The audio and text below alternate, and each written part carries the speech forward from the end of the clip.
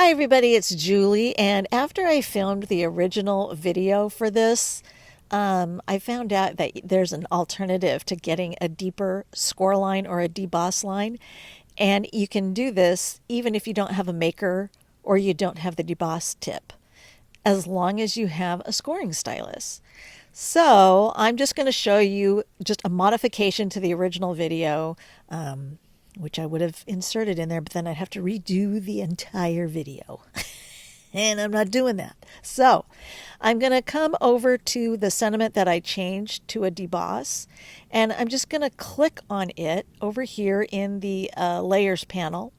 And I'm going to go over to the operations menu and drop down and change it to score. And then design space is going to change that heavy line into a dashed line. So, and you can see over there on the right hand side on the layers panel, it does say score. So it changed from deboss to score. Now to get a deep enough score line, because when I tried it, I couldn't see it very well. And that's frustrating for me, especially when I'm making boxes or things that require a lot of folding and I can't see those score lines.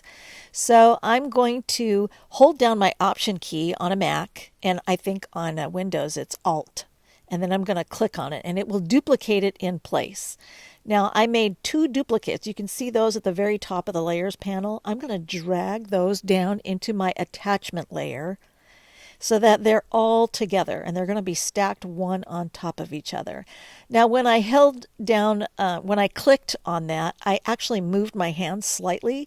And so those scored sentiments are not lined up exactly dead on. And so I'm going to select each one of them.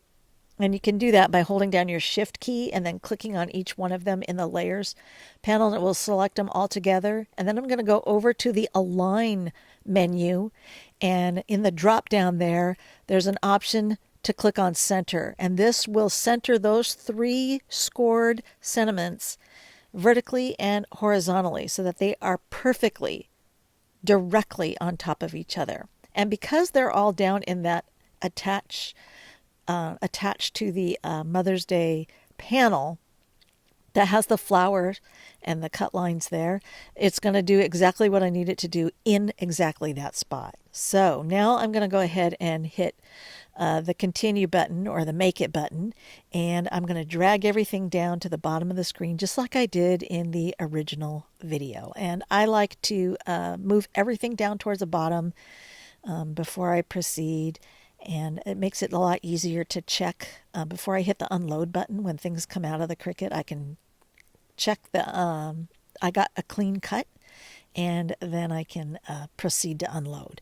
So I'm going to go back to the first mat now because I like to do everything in order. Otherwise, I get all messed up.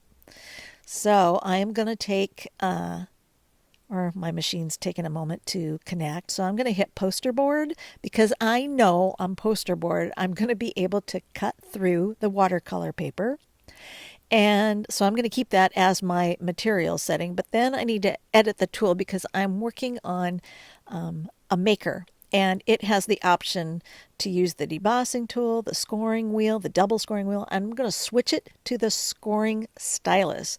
And here you can see in clamp A, I can load the scoring stylus and not mess with clamp B. I can just leave my cutting blade in clamp B, and I don't have to stop and change anything. It's going to do all the scoring or debossing for me, and then it will do the cutting, and then I will be able to check, make sure I got clean cuts, and eject it.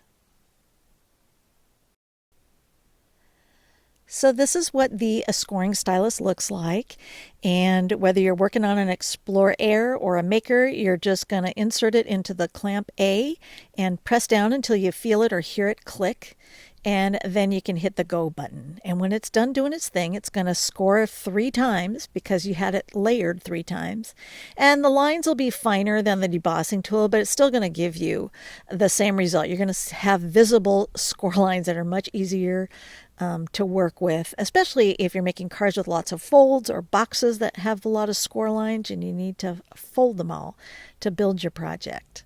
All right, that's my addendum, and I hope it helps. Thanks for watching.